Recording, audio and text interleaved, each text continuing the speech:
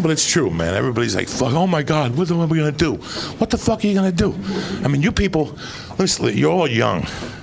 You don't give a fuck about Caitlyn. I have time invested in Caitlyn, okay? I'm an old man. I ate the Wheaties, bitches.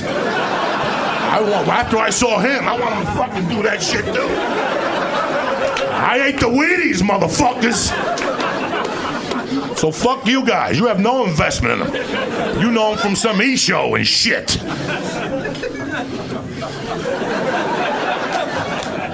You kids at school are gonna look at him like a great man. Like, think about that shit. You fucking young kids are gonna go to school and, oh, Bruce Jenner switched. He switched governments. He's a great fucking man.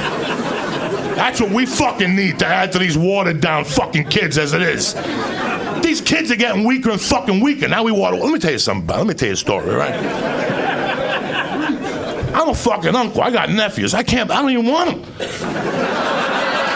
I don't even want them. One plays the flute. I don't want them. What are you, Jethro Tull? Get the fuck out of here, the flute. I don't want fucking faggy nephews. I want fucking nephews that rock the house, bitch. My one nephew turned 14 Wednesday. I swear to God, I had to get off the phone. Like, what are you doing? I'm playing a game. Get the fuck out of here.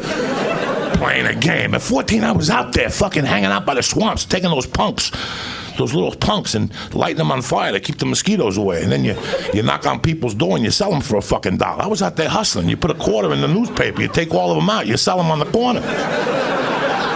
But you don't sit there and play fucking games. I was a pimp when I was 8 years old. Not a pimp pimping out bitches. Let me tell you what I was doing at 8 years old. I had this guy in my neighborhood, right? I used to live on 88th Street in a nice neighborhood with my mom. But on the weekends, I go to my godmother's house on 48, and the kids fucked it up there. That's where I seen my first dead body. I mean, that's a great fucking neighborhood. When some kid shows you a dead body under a piece of wood, that's your best friend for life when you're a kid. Holy shit, how'd you know about that? I still remember the stink. They didn't give a fuck. They're like, fuck it. We come down here every day and play stickball with them and shit like that.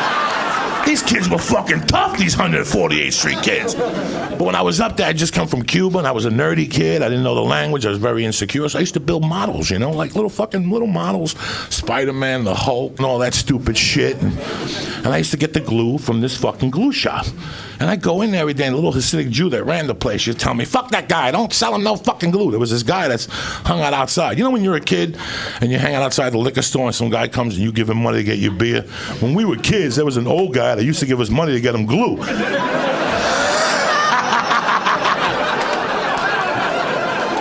Fucking tremendous. I'm like 8, I get him like a tube of glue, a quarter, and the fucking Jew guy would say, don't give him no fucking glue, he's no good. And he was a nice guy. He used to just build models, He's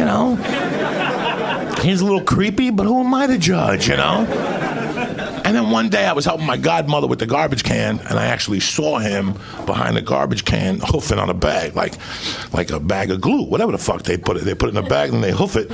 And I pulled the garbage can. He got up, but the bag stuck to his hand. So I called him Sticky Charlie, and the name stuck, right?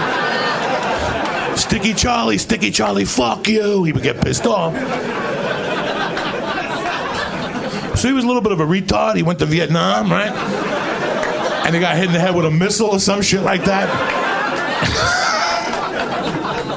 And he was getting like a monthly check on the first, and he'd just buy a box of fucking glue. Like he spent the whole $300 on glue, and he had these 2 glue hoses, and they'd take him to his mother's basement, and they'd dance around snorting glue and shit for about 18 days, and they'd run out of glue, and then he'd be out in the street, trying to hustle glue from us fucking kinfolk, So I put it together after like 2 months. I'm like, fuck this bitch. I'm going to start pimping this bitch out. So I got my mother to give me like $16, and I bought the whole case of glue.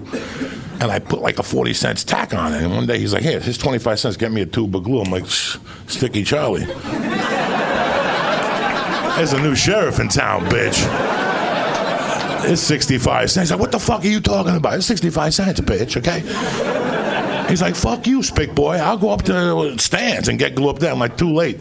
Me and my little cohorts drew a picture of you snorting glue, and we passed it out to all the hobby and hardware stores.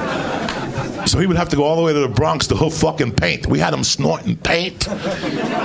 He would get pimples on his neck, little whiteheads, and shake around and get headaches, but we didn't give a fuck. He'd say, sell me the glue, I'm getting headaches. I don't give a fuck.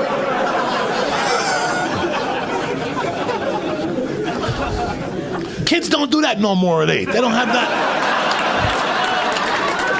They don't have that type of mentality like to fucking hustle these guys. And Sticky Charlie lived till about 10 years ago. I bumped into a friend of mine on MySpace when MySpace was popular, and he asked me, remember Sticky Charlie? He just died. Oh, fuck. And he snorted glue all the way to the end.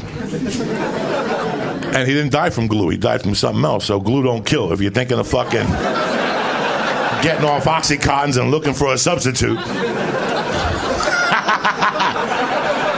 glue is making a comeback, bitch.